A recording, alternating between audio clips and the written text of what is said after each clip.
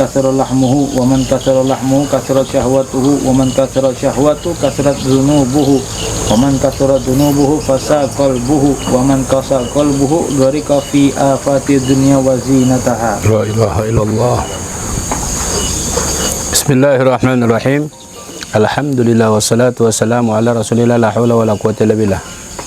Asyhadu an la ilaha illallah wa asyhadu anna Muhammadar Rasulullah. Allahumma shalli ala sayyidina Muhammad wa ala ali sayyidina Muhammad. Sambung pembacaan kita, pembahasan kita kemarin dalam kitab Nasaihul Ibad. Bismillahirrahmanirrahim. Wa an Yahya bin Mu'adz Razi, berkata dari Yahya bin Mu'adz Ar-Razi rahimahullah, semoga Allah merahmatinya. Apa kata beliau? Man kathura shiba'uhu kathura lahmuhu. Barang siapa yang makannya banyak sampai sekenyang-kenyangnya, kathura lahmuhu, maka bakal banyak dia punya daging di dalam badannya, menggemuk.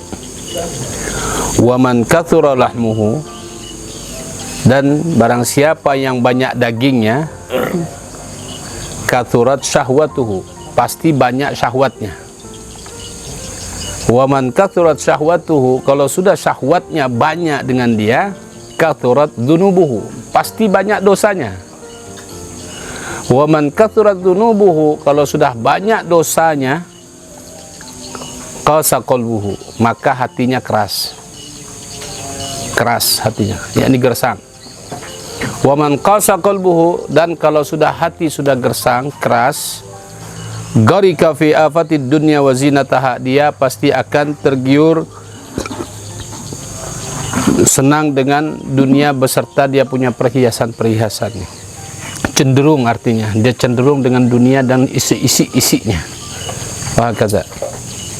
Nah, pengaruh daripada banyak makan, sumbernya tuh banyak makan, kemudian kenyang, memaksa sampai dia gemukkan badannya sampai banyak dagingnya. Lalu dari daging, kalau sudah banyak daging, syahwat main. Nah, artinya begini, ini maknanya. Jadi kalau banyak makan, syahwat itu mudah datang. Malasnya iya. Kata Imam Ghazali dalam kitab Bidayatul Hidayah, makanan yang halal sekalipun kalau sudah dia masukkan dalam perutnya memaksa, maka akan mengkafirkan hatinya. Yang bahasanya Imam Ghazali, akan mengkafirkan hatinya. Apa maksudnya? Bagaimana tidak kafir hatinya ketika sudah perutnya kenyang dengan sesuatu yang halal, ibadahnya sudah mulai malas. Tidak ada keinginan pengen mau ibadah karena sudah malas. Yang ada syahwatnya. Kalau sudah kenyang dengan makanan-makanan yang halal bisa mengkafirkan hati, bagaimana lagi kalau makanan yang haram?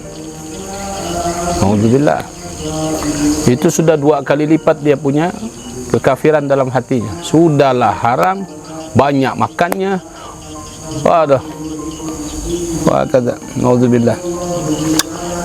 Nah, itu yang disebutkan oleh Yahya bin Mu'adz Ar-Razi rahimahullah. Al-muhim, bahasa beliau ini, orang yang banyak makan bisa menimbulkan syahwat. Kalau sudah syahwatnya banyak main di tangan dia, sudah dikelilingi dengan kesyahwatan, maka syahwat itu tidak akan pernah jauh dari dosa. Syahwat ini tidak akan pernah jauh dari dosa. Pasti dapat dosa dengan syahwat. Tapi kalau sudah dosanya begitu banyak, bisa mengeraskan hati. Pengaruh semua itu kaitan, berikat. Jadi ikatannya itu dari sumbernya banyak makan. Kemudian sudah banyak makan, syahwatnya naik. Sudah banyak syahwatnya, buat dosa. Sudah dosanya banyak, keras hati. Kalau sudah banyak dosa, keras hati. Kalau sudah keras hati, susah untuk nangis di hadapan Allah, itu susah. Untuk mau menyesal, rasa takut dengan Allah susah. Itu keras hati. Berarti tanda orang yang keras hati adalah tanda orang yang banyak dosanya. Itu kata. Alhamdulillah. La ilaha illallah. Ya. Supri baca. Bismillahirrahmanirrahim. Wa وعن سفيان الثوري أنه قال اختار الفقراء خمسا واختار الأغنياء خمسا اختار الفقراء طهارة النفس وفرادة القلب وعبودية الرب وخفة الحساب والدرجات العليا واختار الأغنياء فأبى. Kau dari mana, Mam? Di Oh, Masya Allah. وعبودية الدنيا وشدة الحساب والدرجة السفلى. Baik. Adapun perkataan Sufyan Ats-Tsauri annahu qala, saya kalau melihat Sayyidina Sufyan Ats-Tsauri ini ada satu kisah beliau. Jadi waktu beliau ingin izin sama ibunya pengen mondok pesantren, cuma bahasanya ya wahai Umi, bahasa beliau ni, wahai Umi, biarkanlah saya engkau hibahkan kepada Allah Subhanahu wa taala diri ini. Artinya kau titipkan dengan Allah sudah, kau hadiahkan saya dengan Allah. Karena saya mau mondok, merantau jauh. Ibunya kata, wahai Sufyan, sungguh setiap orang ingin memberikan hadiah kepada sang raja, itu hadiah yang harus bagus, yang baik, yang mahal, yang bagus sekali untuk seorang raja. Kalau aku berikan kau hadiah kepada Allah, kau sudah punya apa? Bayangkan, kau sudah tahajudan dah? Berapa banyak amalmu sudah kalau kau suruh aku menghadiahkan kepada Allah? Terpukul Sufyan. Akhirnya Sayyidina Sufyan Ats-Tsauri ini pergi mengasingkan diri di kamar selama berbulan-bulan. Dia ibadah, puasa, ibadah dalam kamar terus, dia tidak bergabung sama orang lain. Pokoknya dia sujud apa semua. Dilihat uminya sudah berapa bulan, uminya melihat anaknya begini, sudah putra seperti ini, baru uminya masuk. Wahai Sufyan, barulah hadiah untuk raja itu layak untuk diberikan. Bayangkan, barulah Sufyan Ats-Tsauri itu pergi merantau, berdakwah, mencari pondok pesantren, masuk pondok pesantren, belajar sama guru-guru di luar, menjadi seorang sufi. Beberapa tahun sudah terkenal ini, rindu sama ibunya, pengen pulang. Ini Sufyan pengen pulang. Ketika sudah sampai ke rumah, dia katakan, Assalamualaikum wahai Umi. Dia lihat uminya ada di dalam mihrab, sedang berzikir sama Allah SWT. Wahai Umi, man, saya Sufyan putramu. Wallahi, kata uminya, sesuatu yang sudah kuhadiahkan kepada seorang raja tidak boleh ku ambil kembali. Suruh kembali pulang. Akhirnya dia pergi kembali. Uminya tidak mau ketemu, karena sudah dia hibahkan. Bedakan sekarang, anak-anak kalau dikasih pondok pesantren, nakal dulu baru masuk pondok pesantren. Itu maknanya. Nakal dulu, bikin susah kampung, baru dipondokkan. Kenapa tidak dibaikkan dulu baru masuk pondok, kan begitu. Itu makna itu. Jadi kalau mau minta anak kita disuruh jaga sama Allah, pasti sesuatu yang harus yang bagus. Itu uminya bilang, bagaimana aku mau kasih hadiah sama seorang raja sedangkan hadiah itu kurang bagus? Aku mau menghadiahkan seorang raja itu yang bagus sekali. Artinya kau kasih kau bagus, kau punya ibadah, amalmu kasih banyak, akhlakmu kasih bagus. Habis itu kalau bagus silakan kau pergi merantau, kuserahkan kepada Allah. Gitu. Subhanallah. Nah, di sini nih itu kisah Sayyidina Sufyan Ats-Tsauri. Apa kata beliau? Ikhtar fuqara'u khamsan wa ikhtaral aghniya'u khamsan. Pilihan orang fakir itu lima hal. Dan pilihan orang kaya itu ada 5 juga. Jadi kalau pilihan orang fakir itu 5. Yang pertama, rahatan nafs. Dia mencari, lewat kefakirannya dia ingin mencari ketenangan jiwanya. Tidak mau beban. Dengan harta yang berlimpah ruah, jangan kita kira orang yang banyak hartanya bisa tenang hidupnya. Kecuali orang yang hidup sederhana, dia tidak punya beban, tidak punya hutang, dia jalan istiqomah dengan tenang, itu dia mencari ketenangan jiwanya, itu orang fakir. Wa faragatil karbi, mencari ketentraman hatinya. Tidak ada terpikir di dalam hatinya memasukkan cinta dunianya, harta bendanya. Yang ketiga, wa ubudiyatar rabb, dia fokus ibadah kepada Allah Subhanahu wa taala. Itu orang fakir. Nah, itu dikasih pilihan 5. Jadi orang fakir ini memilih 5 hal, 5. Kemudian yang keempat, wa khiffatal hisab, dia pilih kefakirannya karena dia untuk meringankan dia punya hisab nanti yaumul qiyamah. Karena orang yang paling lama masuk dalam surga orang yang banyak hartanya. Setiap sen dari harta itu ditanya dulu, kau dapat dari mana? Bukankah kita pernah dengar kisah si kampak itu yang dibawa, masalah kampak sejak dari kayunya kau dapat dari mana, besinya kau beli pakai uang mana, hasilnya dari mana? Bagaimana yang dengan punya gudang kekayaan itu meninggal dunia dia bawa hartanya itu? Satu tiang rumah kau beli kayu dari mana? Seng selembar kau pakai uang apa? Ditanya semua, naudzubillah. Nah, kemudian wad darajatul ulia. Nah, orang fakir itu dia memilih 5 hal. Yang kelima, mencari derajat yang tinggi di sisi Allah SWT. Tapi fakir yang mana ini? Ini orang fakir yang betul-betul ikhlas dengan kefakiran yang diberikan oleh Allah SWT. Dia ikhlas, dia merasa cukup apa yang sudah diberikan oleh Allah SWT. Dia fakir, dia sudah zikir kepada Allah, dia sudah ibadah kepada Allah, dia sudah betul-betul taat sama Allah, tapi Allah tetap memberikan dia kefakiran.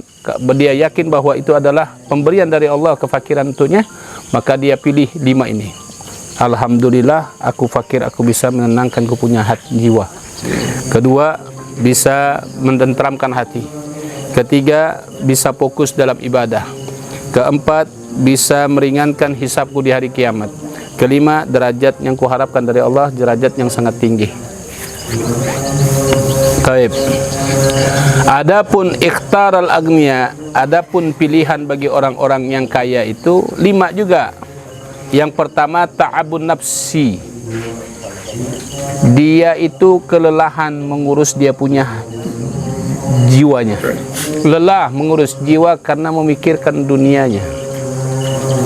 Dia memburu dunianya itu tidak henti-henti sampai dia merasa kelelahan dia punya jiwa untuk mengejar dia punya dunia. Itu orang kaya. Kemudian wasyughlal qalbi, hatinya sibuk urus dunia sampai lupa ibadah kepada Allah Subhanahu wa taala. Wa ubudiyatad dunya, dia mengabdi kepada dunia bukan mengabdi kepada Allah Subhanahu wa taala. Wa siddatal hisab, dan dia sulit dalam menghisap hartanya nanti di akhirat karena dia punya pilihan. Nah, orang yang mengejar kekayaan dunia itu dia pilih itu. Dan 5 dia harus dapat lewati. Dia punya kesulitan nanti, dia yang meminta kepada Allah, tidak secara langsung dia meminta dipersulitkan dia punya hisap karena kekayaannya. Dan yang kelima wad darajatus sufla, mencari derajat yang paling rendah di sisi Allah SWT. Allah. Nah, berapa kali kita ketemu, bukan artinya Allah tidak memberikan kita, menyuruh kita hidup tanpa pakai dunia. Boleh. Silakan kau kaya. Abdurrahman bin Auf kaya. Utsman bin Affan kaya. Tapi kekayaan mereka di jalurnya Allah Subhanahu wa taala. Dorang salurkan ke jalannya Allah. Sehingga mereka diberikan kekayaan lagi sama Allah. Ketika kekayaan itu dilipat gandakan oleh Allah yang habis mereka keluarkan begitu banyak, Allah lipat gandakan kekayaan itu sehingga Abdurrahman bin Auf ketakutan dengan kekayaannya. Takut dengan kekayaannya. Kita sekarang tidak pernah takut dengan kekayaan kita. Abdurrahman takut. Penanggung jawab hisab di hadapan Allah ini model apa? Akhirnya disedekahkan semua. Sampai habis keuntungan dagangannya disedekahkan. Berdagang dilipat-lipat ganda lagi oleh Allah. La in syakartum la azidannakum. Allah. Subhanallah.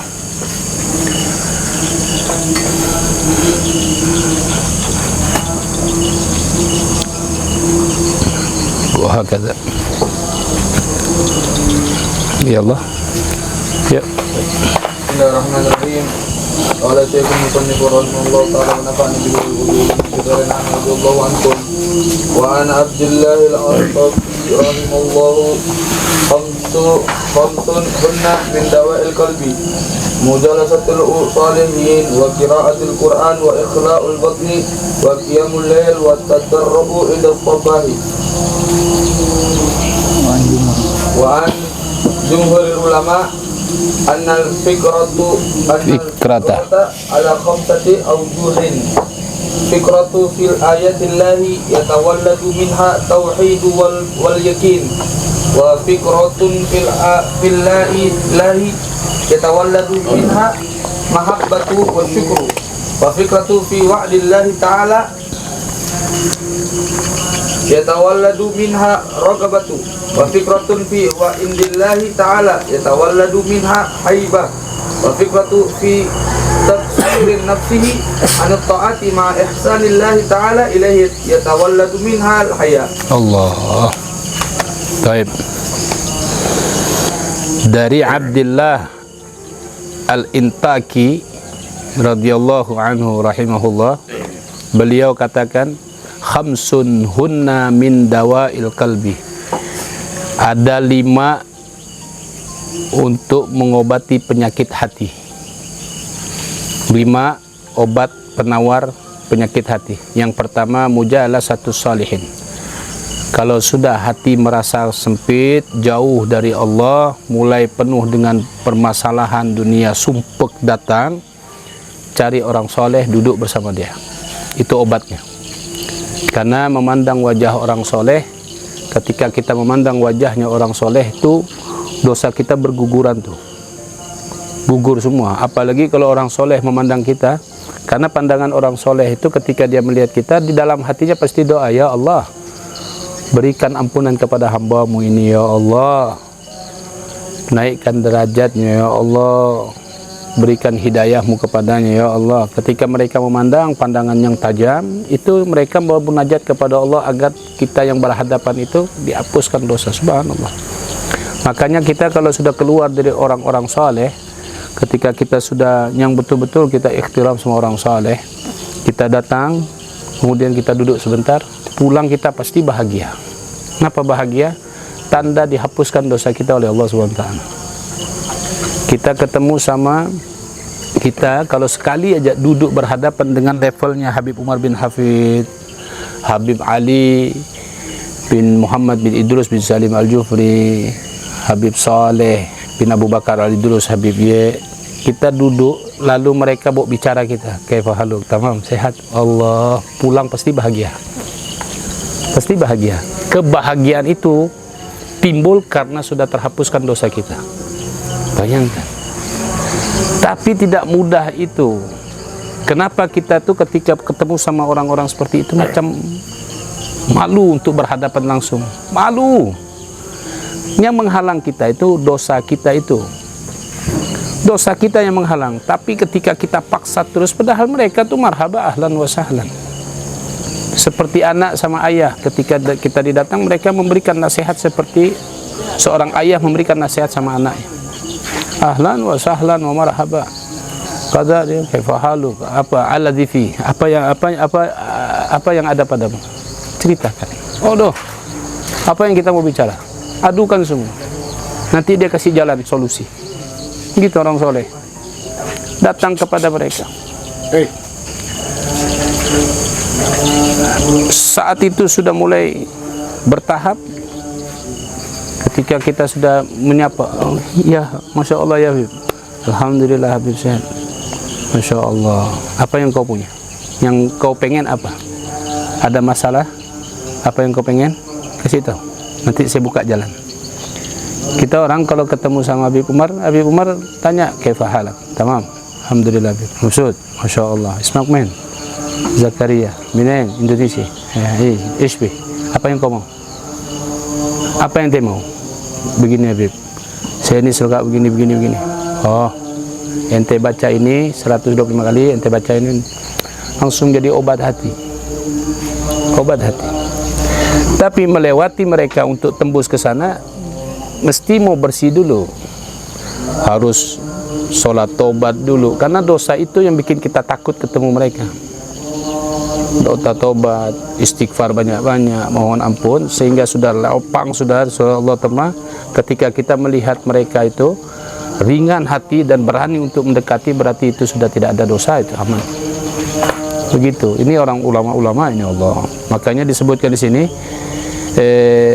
dawail qalbi mujalasatu salihin. Obat hati, penyakit hati, iri, dengki, kesombongan, kibir, apa semua penyakit dalam hati itu, duduk sama orang soleh ente, sembuh. Kemudian wa qiraatul Quran. Selain kalau engkau tidak mendapatkan orang soleh di sekitarmu, baca Quran. Tapi ada ulama Mesir mengatakan, kalau engkau ingin mau duduk dengan orang soleh tidak ada, kau kaulah berusaha untuk menjadi orang yang soleh itu, gitu. Kalau di daerahmu tidak ada orang soleh, usahakanlah dirimu menjadi orang yang soleh, kan begitu. Jangan kita mau jadi orang soleh, kita cari tapi tidak ada, jauh dari kampung kita, berusahalah engkau jadi orang soleh di kampung itu, sehingga orang datang kepadamu. Nah, menjadi orang soleh ini harus pakaiannya pakaian orang soleh, lisannya lisan orang soleh, pandangannya pandangan orang soleh, pendengarannya pendengaran orang soleh, adabnya adab orang soleh. Semua yang dia mau ambil jalur orang soleh harus dia ikut karakter kehidupan orang soleh. Jangan mau pengen orang soleh, lisannya bukan orang soleh, matanya bukan mata orang soleh, dia punya adab bukan adabnya orang soleh.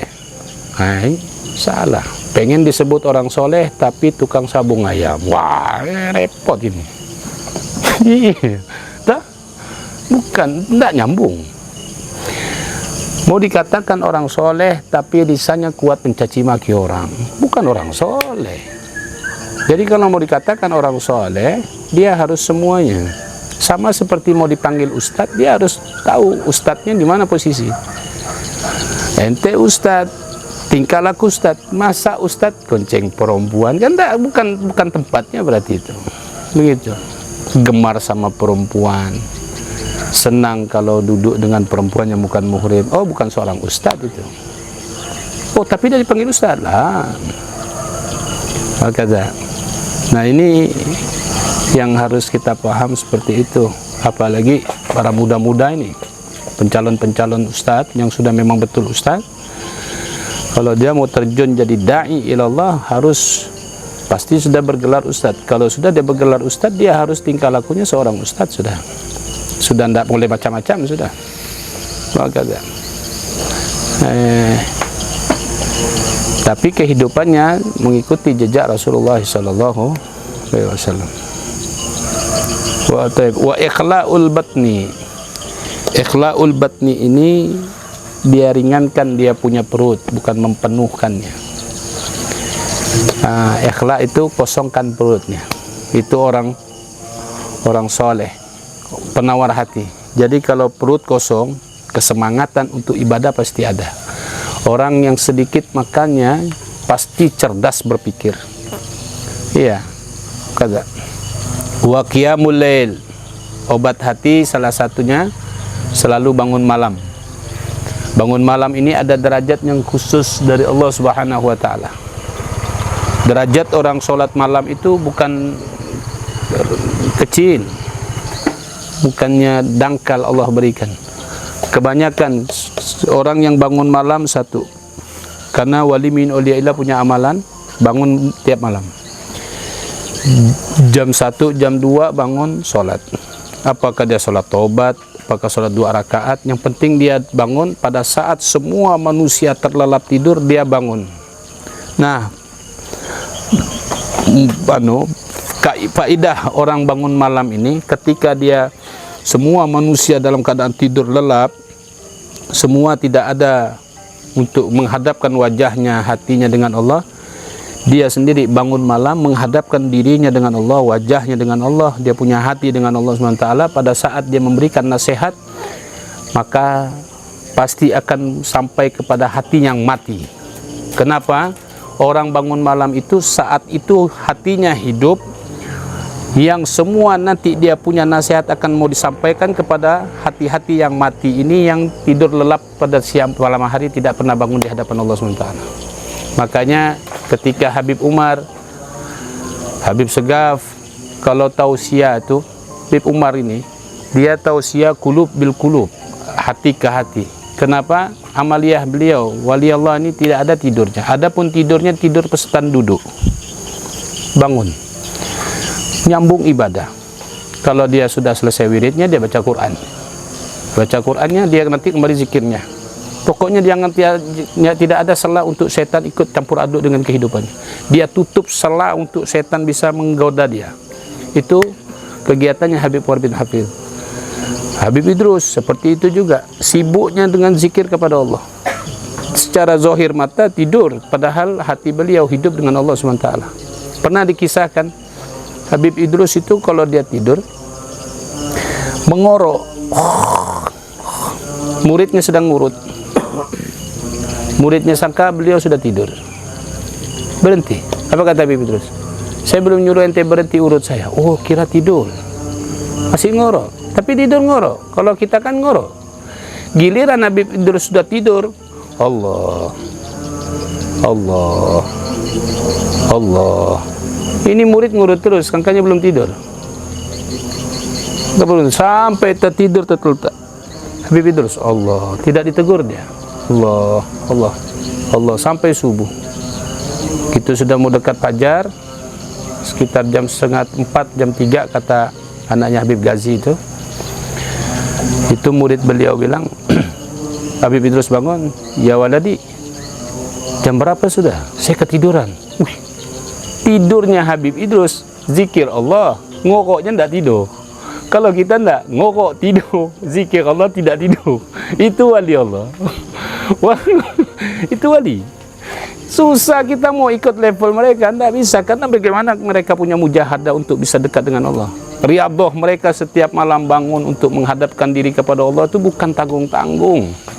Mereka sungguh-sungguh, tidak peduli kiri kanan muka belakang.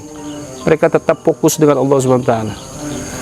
Fokusnya mereka seperti itu, sehingga mereka mendapatkan derajat yang tinggi di sisi Allah sudah wajar, karena mereka punya pengabdian, penghambaan mereka dengan Allah luar biasa.